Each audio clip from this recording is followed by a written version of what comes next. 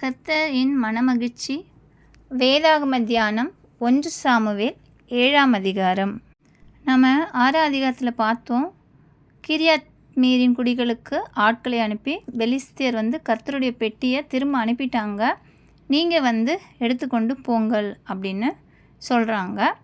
7ஆம் அதிகாரத்தில் கிரியாத் ஆரிமின் மனுஷர் கர்த்தருடைய பெட்டியை எடுத்து மேட்டின் மேல் இருக்கிற அமினதாப் அவரோட வீட்டில் கொண்டு வச்சுட்டு கர்த்தருடைய பெட்டியை காக்கும்படிக்கு அவன் குமாரனாகிய எலெயாசாரை பரிசுத்தப்படுத்தினார்கள். கர்த்தருடைய பெட்டி கிரியாத் ஆரிமில் 20 வருஷம் இருந்தது. அந்த நாட்களில் இஸ்ரவேல் குடும்பத்தார் எல்லாரும் கர்த்தரை நினச்சி புலம்பிக் கொண்டிருந்தார்கள். சாமுவேல் இஸ்ரவேல் குடும்பத்தாரை நோக்கி, நீங்கள் உங்கள் முழு இருதயத்தோடும் கர்த்தரிடத்தில் திரும்பீர்களானால், அந்நிய தேவர்கள் அஸ்தரோத் பாகால் இவர்களை தான் வணங்கிச்சிருக்காங்க, அவைகளை நீங்கள் தூக்கி போட்டுட்டு கர்த்தரிடத்தில் திரும்புவீர்கள் ஆனால், அவர் ஒருவருக்கே ஆராதனை செய்வீர்கள் ஆனால், நான் உங்களுக்காக கர்த்தரிடத்தில் வேண்டுதல் செய்கிறேன்னு சொல்கிறாரு.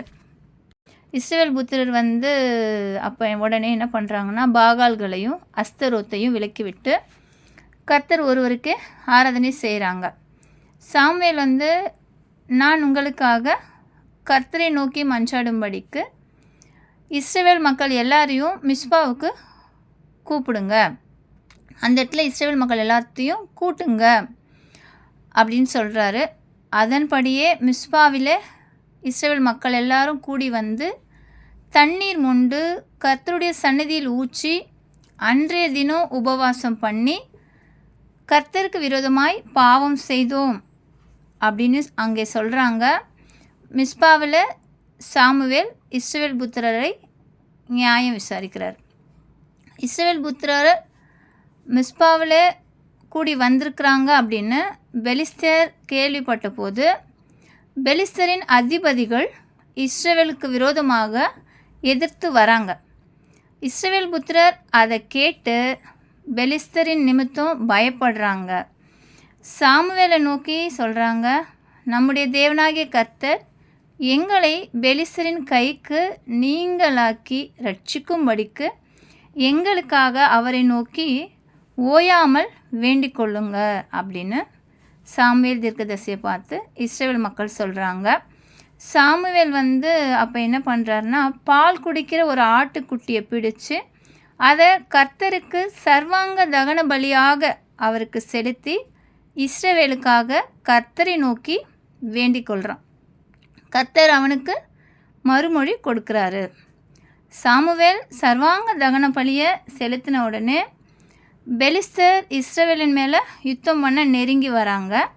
அப்போ கர்த்தர் மகா பெரிய இடி முழக்கங்களை பெலிஸ்தர் மேல் அந்நாளிலே முழங்க பண்ணி அவர்களை கலங்கடிக்கிறாரு.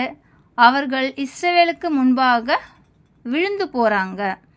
இஸ்ரவேலர் மிஸ்பாவிலிருந்து பெலிஸ்தரை பின்தொடர்ந்து போய் பெத்காரிம் பள்ளத்தாக்கு மட்டும் அவர்களை துரத்துறாங்க. சாமுவேல் ஒரு கல்லை எடுத்து மிஸ்பாவுக்கும் சேனுவுக்கும் நடுவாக நிறுத்தி, இம்மட்டும் கர்த்தர் எங்களுக்கு உதவி செய்தார் என்று சொல்லி அந்த இடத்துக்கு எபனேசர் அப்படின்னு பேரிடுறான். இந்த பிரகாரம் பெலிஸ்தர் அப்புறமா இஸ்ரவேலின் எல்லையில் வராத படிக்கு தாழ்த்தப்பட்டார்கள். சாமுவேலோட எல்லா நாட்களும் கர்த்தருடைய கை பெலிஸ்தருக்கு விரோதமாய் இருந்தது. பெலிஸ்தர் இதற்கு முன்னாடி இஸ்ரவேல் கையிலிருந்து பிடித்திருந்த எக்ரோன் துவக்கி காத் மட்டும் உள்ள எல்லா பட்டணங்களும் இஸ்ரவேல் மக்களுக்கு திரும்ப கிடைக்குது.